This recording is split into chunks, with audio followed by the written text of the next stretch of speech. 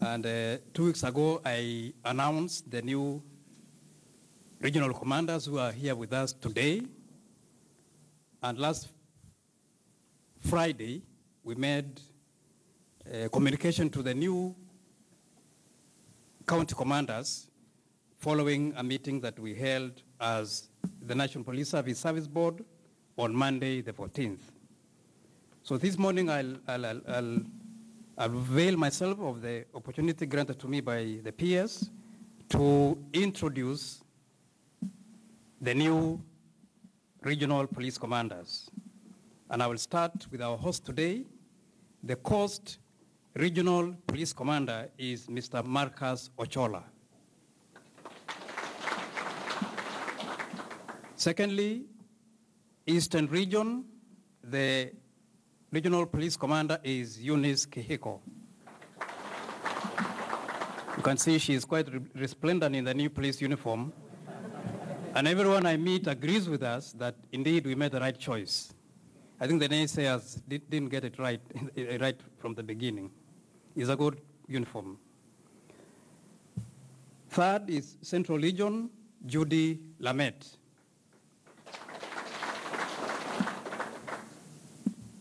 Fourth, Rift Valley Region, Mr. Edward Mwamburi.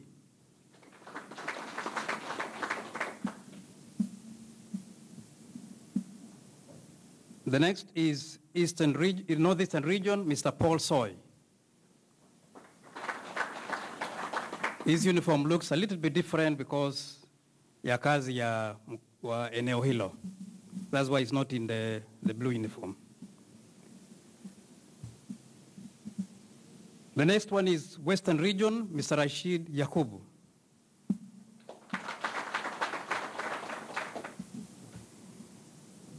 Then next is Nyanza Region, Dr. Vincent Makoha.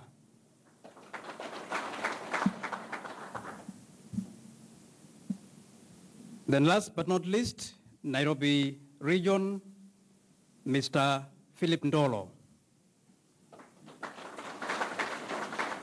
Uniform yake iko kwa cherehani saa atakuwa nayo hivi karibuni. Ila alikuwa amevaa haikumtosha sawa sawa. You can see anatosha kazi ya Nairobi.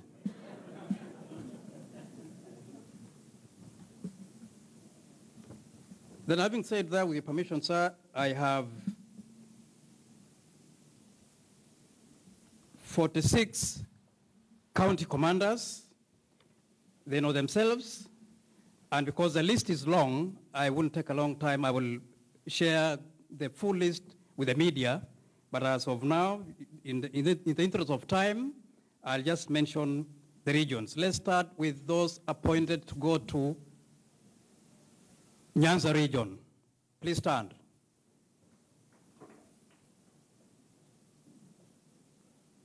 These are the officers appointed to be county commanders for the regions, for the counties in Nyanza region. And you can see it's a mix, the officers from APS, from the DCI, and from Kenya Police Service. You may sit. Next, Western Region.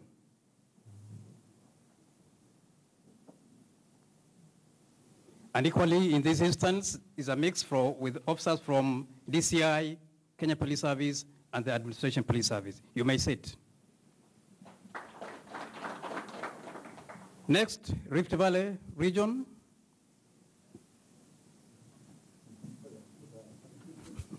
It's a big county with quite a number of, a big region with quite a number of regions. You may salute and sit. Thank you very much. Next, Eastern.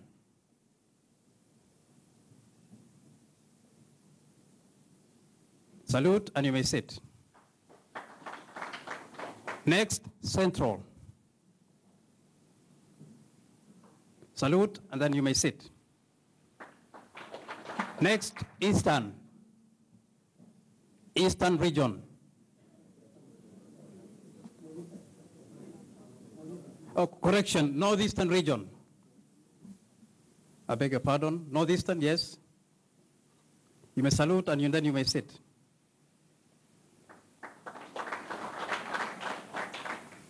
Next, Coast.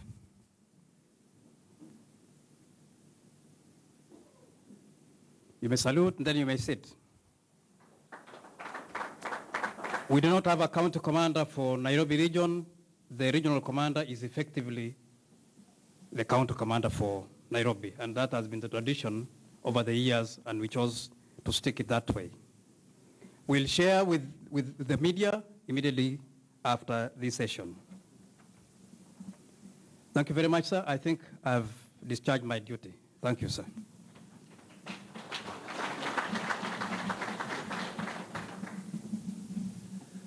As you normally say, you're not allowed to go back to the guard room. I don't want to lock out anyone who does not feel introduced, but I want to remember specifically the DIG for APS, Mr. Gabo, DIG for APS, Mr. Mbogwa. Haya, watu wote wa headquarter wasimame. Watu wa headquarter. Oh, GSU commander, sorry. This guy called Kanja, I'm told from Tuesday, any boy child born is named Kanja. Sorry, Bwana Kanja. And we know the splendid work that you did and we'll continue congratulating you. So, watu wa headquarter? Hao ni watu wa headquarter, asanteni. Na wale wamesimama huko nyuma ni watu wa fourth estate. So everybody is introduced. CS, like I said, we want to be efficient. And we had a program that duplicates people. And we have agreed with the CS while we were seated next to each other that he can perform two functions. Do opening remarks and do a bit of talk about government communication. And I want to take this opportunity to invite CS Joe Moshero, who is our Cabinet Secretary for ICT, to perform that task. CS.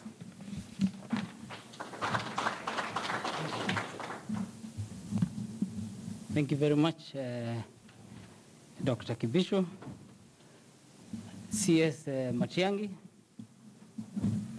IG, Ambassador Kimani, everybody here, good morning or good afternoon now. Mine is a simple one. It's really to talk about communication. I think maybe the first question, CS, is you're joined together at the hip with the IG. I think even as we are joined somewhere, I'm not sure which body part, but we are one government and we are operating to make sure that we are serving the Kenyan people as directed by His Excellency the President. Communication and strategic communication is a very key part of the activities that government is involved in. And especially last week, media took time to really interrogate the process within which, as government, we were able to communicate in a time of emergency. And they gave us a lot of advice. And so my role here is to really talk with the county commanders, regional commanders, county commissioners, regional commissioners, just to give you an idea of how we work together and what are the structures that we've put together within government to just ensure we are communicating and communicating well. I'm not speaking as though you've not been communicating. This is something you've been doing. But in one sense, the ability for us to coordinate our communication and ensure that we're able to reach to our citizens in a very clear manner is actually very important. So the strategic communication mainly is to ensure that, one, we're able to plan carefully amongst ourselves to ensure that as we communicate, we're communicating one message, a clear message that all citizens will understand. And there are many different ways of being able to communicate. An example is used as to, for instance, if you want to serve beef. Beef can be served as nyama choma, It can be sausages, it can be soup, it can be many things, but the source is one. And how we package our information and how we communicate that information is critical. The three factors that we need to look at are, first, what is the message that we want to communicate? What is the medium that is available for us to use to be able to communicate this message? And who are the audience that we need to communicate this message to? We need to make sure we have a very clear balance of how we're going to be able to communicate. We must be able to ensure that the communication we give is very direct and very deliberate. And it must be clear who the audience is that we're sending and communicating this information to. We need to know where these audience are, what mediums we use to reach this audience, and in each part of the country, this is actually different. And it's especially important when we are communicating cases of security, where there are various risks, there are various threats, and sometimes even crises that needs to be managed. How quickly and how open and how clear we are creates a very important way of ensuring that we continue to give confidence in the country and that we communicate very clearly what the message is. There are different ways and different languages in the country today. We have English, we have Swahili as the main national languages that are used, where if we are communicating nationally, it is important that we are able to use both languages. And in each language, there are different audiences and different messages that are given. But first, we must be able to use both. Secondly, if we look at the country as a whole, we have over 173 radio stations. Many of those are vernacular stations, 173. So if you've got a message, it is critical that you're able to know where exactly should this message go. So radio covers over 95% of our citizens. It has a very low shelf life, meaning when you've communicated, it is not stored, as in many things come on radio all the time. So you need to be able to know what messages you need to send. But usually, instant information where you need to communicate quickly, radio is very useful. We have over 68 TV stations now in the country, and they have a reach of about 52%.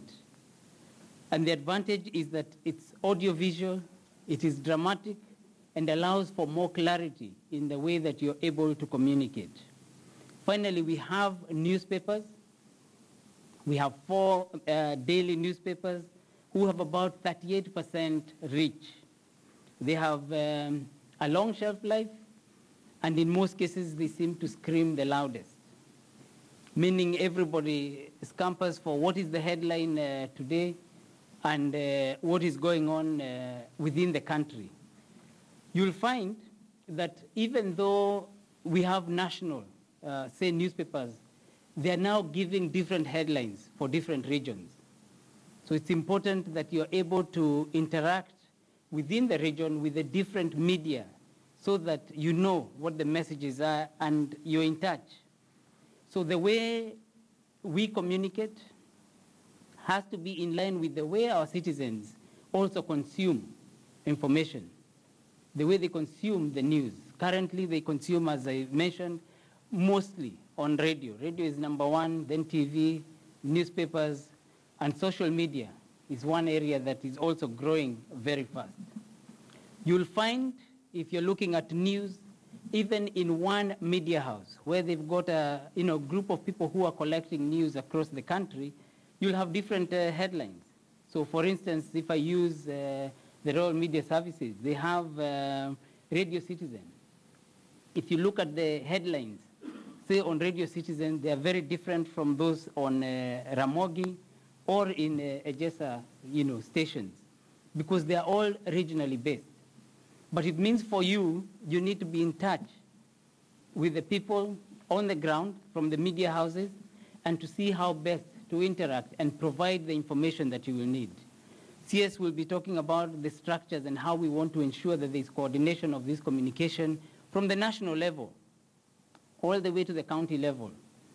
But even as we do that, the information and messages going on in each county will be different.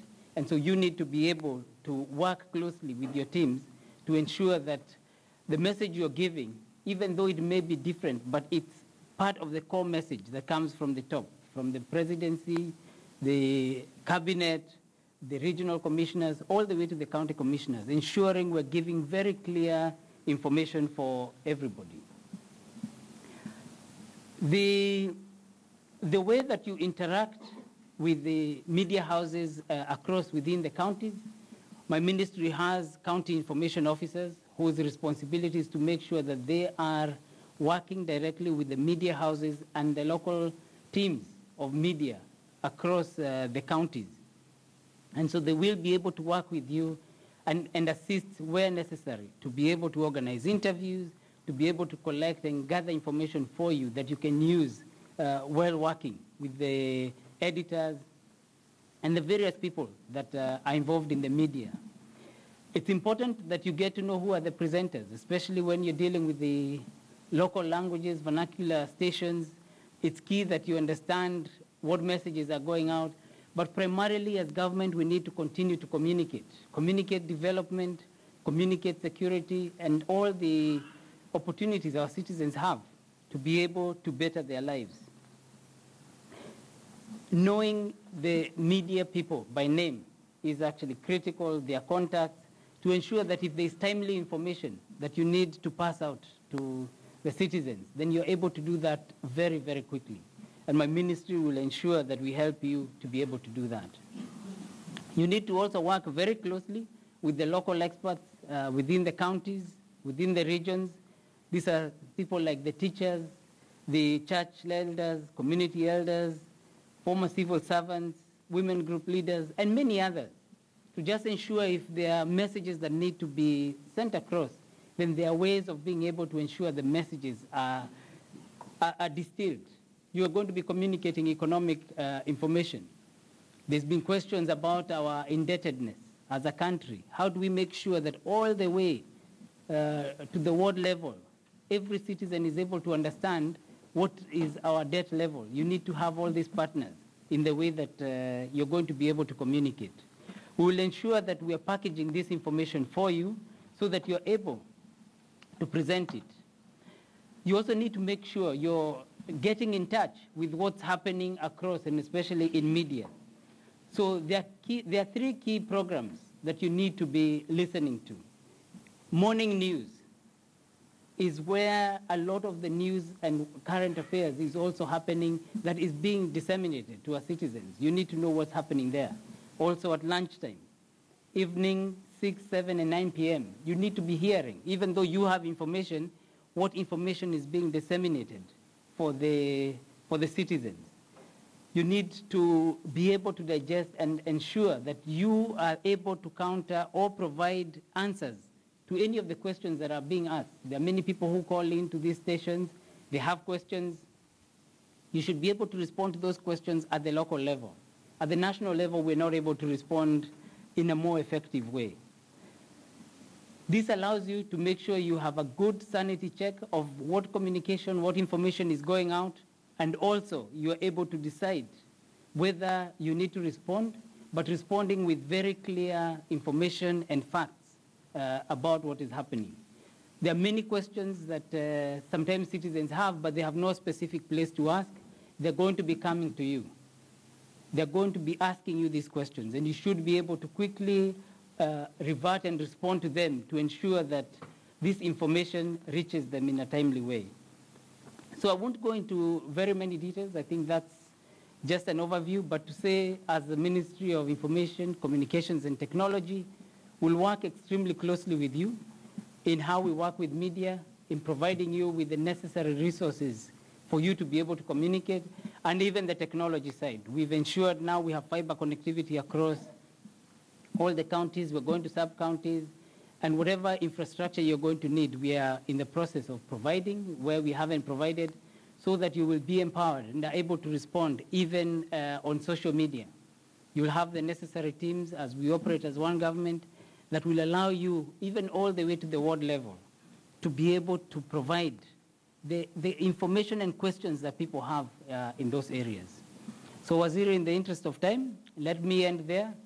There'll be opportunity for questions later, but thank you very much. Asanteni.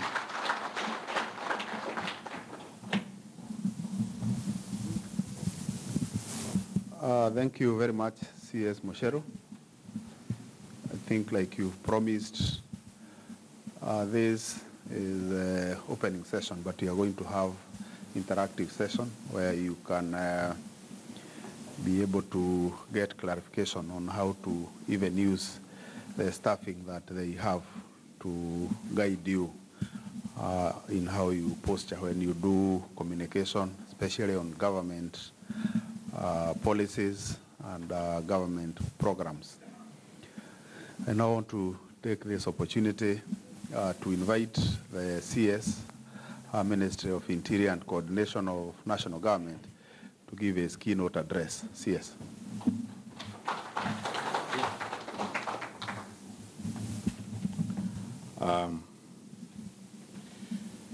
Good afternoon.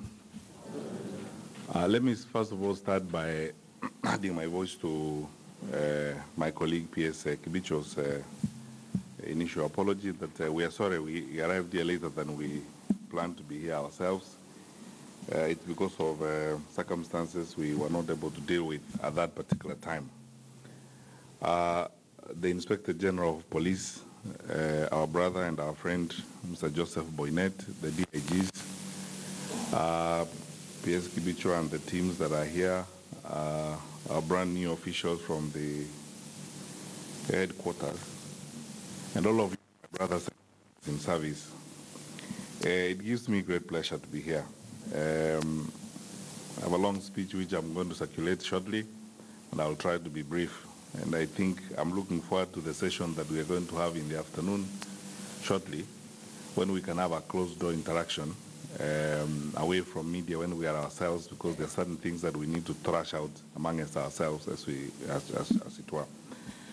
Let me, however, start by requesting all of you to be upstanding so that we can observe a 1-minute silence in honor of our fellow human beings and fellow citizens lost in last year's unfortunate attack at Dusi 2.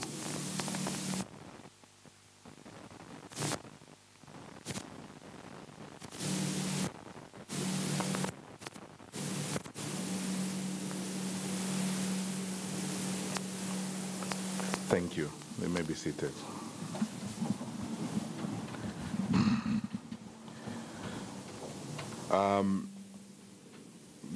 Just before I make my remarks, I need to make a bridge from what my brother and colleague CS ICT just said, to emphasize that it's now clear as a matter of policy, because we are the ones in the security sector, the administrators are all here from the national government administration, and the police commanders are here, right from the Inspector General of Police.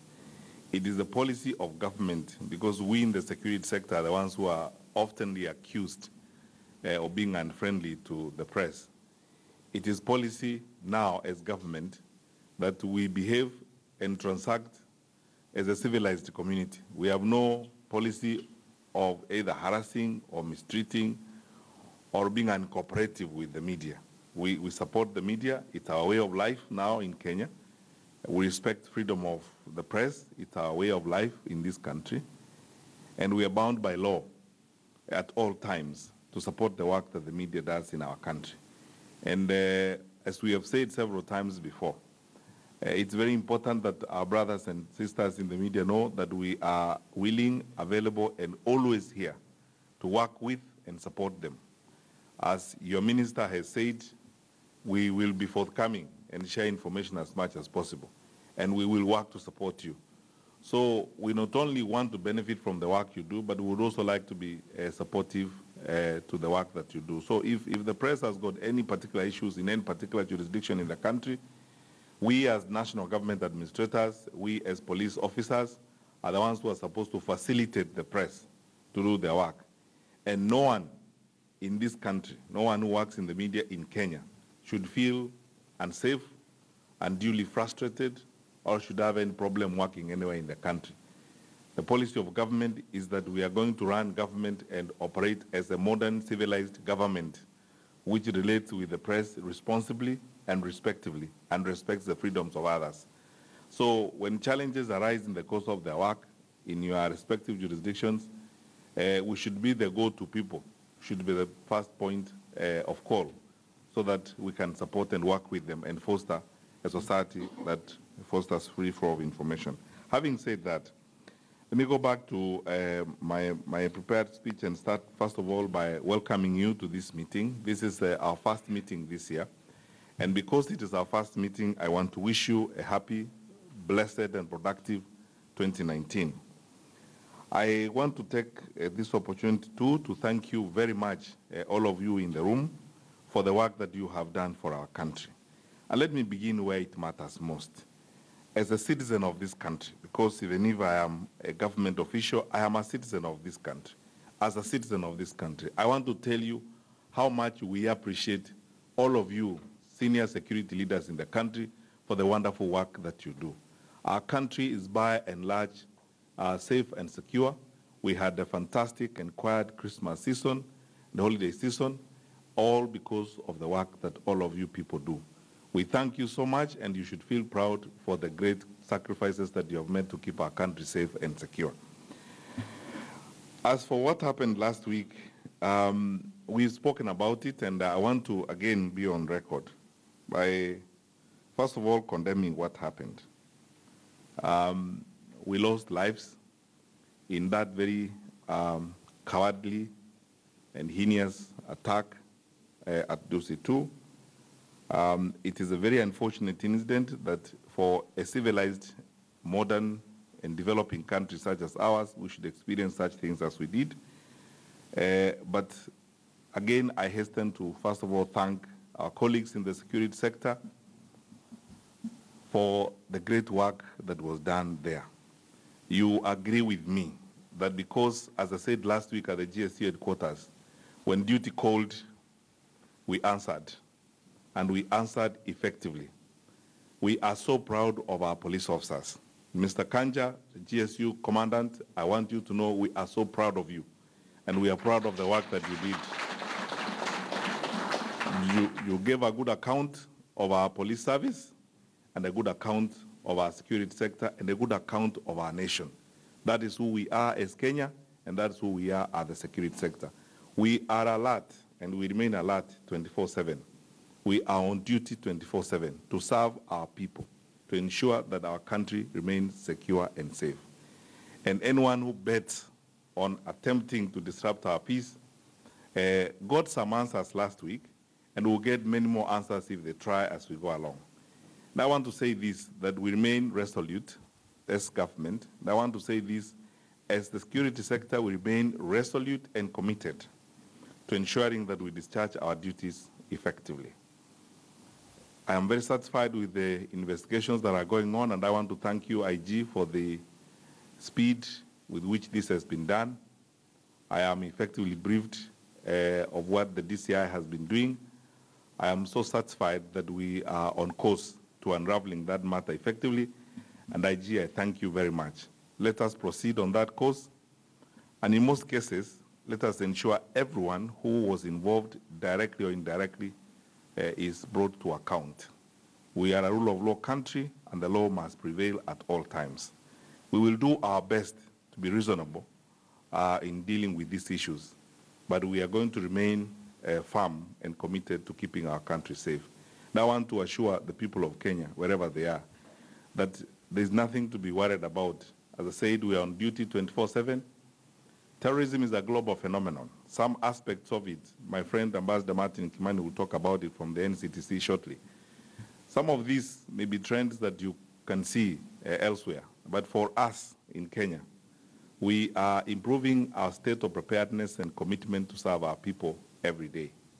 And as we go forward, we will do whatever it takes to avoid a recurrence, but most importantly also to ensure that our people remain safe as they go about their activities.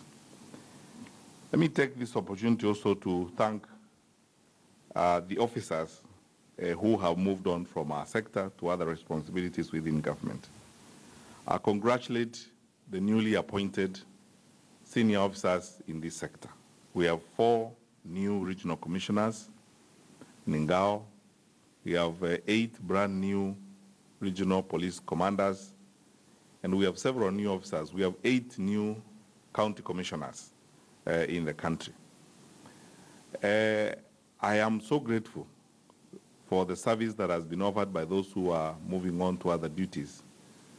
And I congratulate those who are coming in. The promotions that have happened, I have to speak to them candidly. Many of them absolutely have been based on performance, and that's why I congratulate those who have been promoted and those who are occupying new responsibilities. You can also note, and I say this with a measure of pride, that in our ranks of county commissioners, we have more lady county commissioners as we go along. And I would like to urge the deputy county commissioners in the field that frankly we are hunting for more lady county commissioners so that the deputy county commissioners in the field, especially the lady deputy county commissioners, we are hungry for more lady county commissioners and more ladies to occupy the ranks of security, because that way we also give a good example to our country. Our security sector is not supposed to be a male sector or a male-dominated sector. We should provide an opportunity for our sisters also to participate. And I'm grateful, IG, that I can see now very strong, female regional commanders and county commanders. And I want to assure you that you will get all our support from the Ministry of Interior so that you can successfully deliver on your new mandates. I have no doubt whatsoever that you will do well. I have come to know, I am no longer new now in the ministry. I've been here for over a year, and I've come to know I know almost 2/3 of the county commissioners we have, at a personal level. I know all the regional commissioners, and I've come to know some of the police commanders we have in the region. Some of them I know at a personal level. I have seen them at work, and I know their capacity, and I know what they've been able to do. And as I say this to you, I am saying it also to the country that we have a solid, strong team that is going to deliver security to our people. The men and women who have assumed new responsibilities are solid people. As we move on and we expand the sector, we're going to have more reallocation of roles, more appointments. We are going to develop more people. And I urge you, those of you particularly senior officers in the room, regional commissioners, regional police commanders, and my colleagues at the headquarters, let us also focus on developing more talent and more people, mentoring more people, helping more of our young people. Particularly, I've been in the field. I've seen young deputy county commissioners who are so dedicated and committed to do their work. Let us mentor them, work with them, and support them so that they too will be county commissioners tomorrow, they will be regional commissioners tomorrow, and they will manage the security of our country as we move forward. On that point, we will do the best we can to intensify capacity building and the training that we have to do so that we strengthen the officers that we have in the field. There is a lot that we have been able to do in the last few years as a country in terms of investing in security. So the question is, why are we actually meeting today at the beginning of the year? We're meeting here, as the PS said, so that we can plan together, refresh our objectives and focus so that we can harmonize this. Secondly, we are meeting so that we all are on the same page on key government expectations of us. A number of expectations that have been outlined, some by His Excellency the President and some that have emanated from ministerial level interactions. We are meeting here to also look at the critical ones, especially the ones that have a bearing on the security sector, so that we can prepare ourselves better as we move forward. We are also meeting to keep working on our harmonization and coordination. The multi-agency approach in the management of security in the country is now a way of life. We long lost the days of the silo mentality and working in silos and so on. We have to work together. And I want to say it here for all and sundry. Regional commissioners in the room, you are the leaders of national government functions in your regions. You are the go-to person for national government functions in your region. So all civil servants, you have a meeting, sit down with them. You have to coordinate and harmonize the delivery of national government functions in your region. And that applies to the county commissioners also. You are the go-to person in your county. So if certain madness is going on in relation to the delivery of government services, it is us who are supposed to be the first people to raise that particular problem.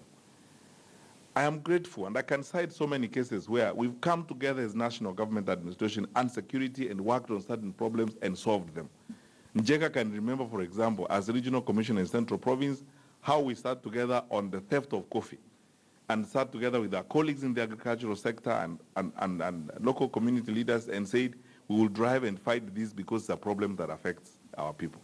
Because as the regional commissioner or as the county commissioner, no one knows the farmers in your area more than you should.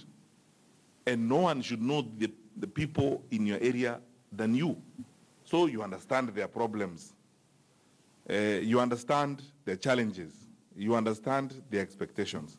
If dairy farmers are having a challenge, it is us who are supposed to even draw the attention of our colleagues in the dairy industry and say, on the dairy sector, there's a problem here that needs to be solved.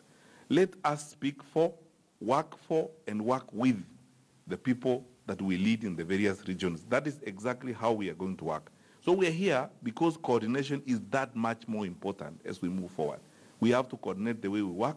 We have to harmonize national government functions, and we have to work with all government structures across the board. We should never struggle. We should never have a problem. My colleague, CS James Mashere, is going to be here shortly, hopefully, to tell you that no one should lie to us that a road is not complete in a particular county because the county commissioner will tell us the contractor on this road is not working, he's wasting his time, his people are selling fuel, and nothing is going on. And the county commissioner should have arranged long time ago with the police commander to arrest those people, and we deal with them how we are supposed to deal with them. Because the urgency with which we have to deliver development to our country must be really in our minds. So we must coordinate, we must work together. And I think we've acted. We've not made idle threats.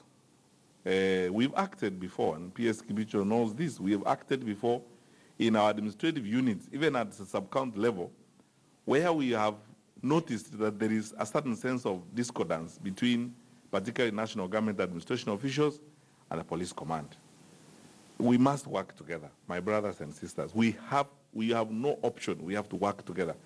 And this message has got to go to our colleagues in other departments. But you see, we should set the best example. They will follow once we have set that example. So the regional commissioner and the regional police commander, if things go wrong in your region, don't tell us stories about your CID people, you are WHO people, and so on and so forth. It is you. You are the go-to person. You are the one who chairs the regional security committee. You are the one who brings together public servants. You work with the regional police commander. So when we are looking at the crime statistics, we are looking at both the regional commissioner and the regional commander, as it were. So let's work together and intensify this mode of delivery.